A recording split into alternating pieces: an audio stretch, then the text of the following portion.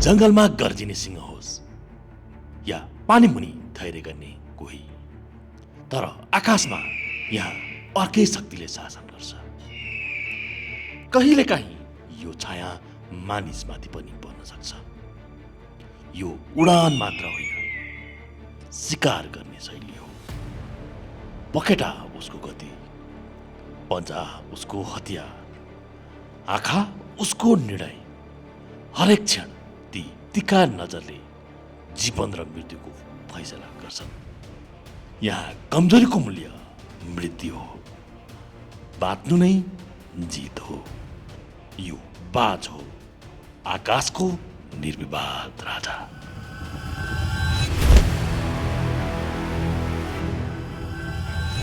एउटा अग्लो चट्टानको टुप्पोमा 3 अन्डा, 3 जीवन, तर भविष्य केवल एक। यो बाजको संसार हो, जहाँ जन्मदेखि नै सङ्घर्ष सुरु हुन्छ। 3 अन्डा, तर सबै एकैसाथ अन्डाबाट निक्लिँदैनन्। पहिलो अन्डाबाट बच्चा निस्किएपछि अर्को अन्डा फुट्नलाई करिब 2-3 दिन लाग्दछ। यही अन्तरालले नै बाजको जीवन र मृत्युको फैसला हुन्छ। जब बच्चा 2 हप्ताको हुन्छ, त्यो गुडभित्र बच्चा बीच झगडा सुरु हुन्छ। यो झगडा शक्तिको नभई भोकको हुन्छ, किनकि गुडमा खाना सीमित हुन्छ। यहाँ झगडा केवल हार र जितमा सीमित हुँदैन। एउटै प्रश्न हुन्छ, को बाँच्ने? यहाँ सवाल जीवन र मृत्युको हुन्छ। स्वाभाविक रूपमा सबैभन्दा पहिले अन्डाबाट निस्केको बच्चा बलियो हुन्छ र बाँच्नकै लागि उसले आफ्नै भाइ बहिनीको जीवन समाप्त गर्नुपर्छ। यो सङ्घर्षको साक्षी बच्चाका आमा बुवा त हुन्छन्, तर उनीहरू यो युद्ध रोक्दैनन्, न हस्तक्षेप न दया। सायद बाजको लागि कोरिएको प्रकृतिको नियम नै यही हो। जहाँ शक्तिले शासन गर्छ, त्यहाँ कमजोरले स्थान खाली गर्नुपर्छ। क्रूर त छ, तर बाजको संसारमा न्याय यही हो। किनकि आकाशमा राज उसैले गर्छ जसले गुणमा जित्ने क्षमता राख्दछ। बाज जन्मिनु र वयस्क हुनु बीच ठुलो अन्तर छ। यहाँ जन्मिनु मात्रै पर्याप्त हुँदैन। जन्मदेखि सङ्घर्षमा होइनु आफैमा कम चुनौतीपूर्ण छैन। आफ्नै घरभित्रको मृत्यु पार गर्दै एक्लो सन्तान बनेको यो बाज अब बिस्तारै वयस्क हुँदै जान्छ। जसले बाल्यकालमा यति निर्मम परीक्षा दिनुपर्छ भने उसको जवानी कति कठोर होला। बाजको बच्चाले फेरि अर्को चुनौतीको पहाड सामना गर्न तयार हुनुपर्छ। एकपछि अर्को चुनौतीहरू जसले उसलाई तोड्न खोज्छ। एकपछि एक परीक्षाहरू जसमा हार भनेको मृत्यु हो। शिशु हुँदै आफ्नै भाइ बहिनीको मृत्यु घटाउँदै हुर्केको यो बाजको बच्चा, उसको मनमा डर, क्रूरता समाप्त हुन्छ। अब उसको सामु जीवनको अर्को चुनौतीको सामना गर्नुपर्ने हुन्छ। गुणको किनारमा उभिएको बाजको बच्चा जब पखेटामा प्वाख पलाउन थाल्छ, त्यो गगनचुम्बी उचाइ, तल अथाह गहिराई, सास र मुटु एकैसाथ रोकिने जस्तो खस्ता जीवन समाप्त हुन्छ। तर बाजको लागि यही उचाइबाट पहिलो उडान भर्नु बाध्यता हुन्छ। र एक क्षण आउँछ जब डरभन्दा भोक ठुलो हुन्छ। जिउने चाहना मर्ने डरभन्दा ठुलो हुन्छ। साहसले भरिएको यो बच्चा अब उडान भर्छ, तर सबै उडान सफल हुँदैन। कुनै बच्चाले त आफ्नो जीवन यहीँबाट समाप्त समेत गर्नुपर्छ।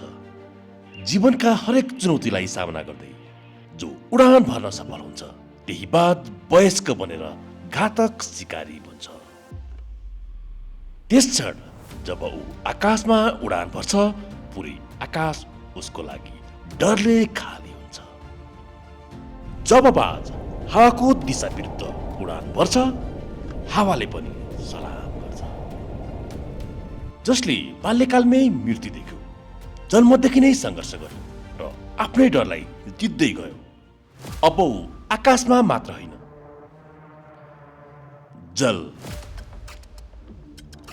थलबाट समेत घातक हमला गर्दै एउटा नयाँ बाजको जन्म हुन्छ। उनी निर्विवाद आकाशको राजा कहलिन्छ। अब हरेक क्षण परीक्षा हो, हरेक सास सङ्घर्ष हो, हरेक उडा विजय या मृत्युको परीक्षा। बाजलाई आकाशको राजा त्यसै भनिएको होइन, उसको जिउ बनावट नै शक्तिको प्रतीक। 3 मिटर लामो पखेटा, प्रति घण्टा 320 किलोमिटर गतिमा झर्न सक्ने उसको उडान, 270 डिग्री घुमाउन सक्ने उसको टाउको, 3.5 किलोमिटर माथिबाटै शिकार देख्ने उसको दृष्टि, उसको एटिट्युड हेर्दा नै प्रमाणित हुन्छ। आकाशको राजा हुन कुनै प्रमाण पेश गर्न आवश्यक छैन। शिकारी चरा बाजलाई थाहा छ, जमिनमा बस्ने जनावरलाई उचाइको डर हुन्छ। त्यही डरको पहिचान गर्नु नै बाजको सबैभन्दा ठुलो हतियार हो।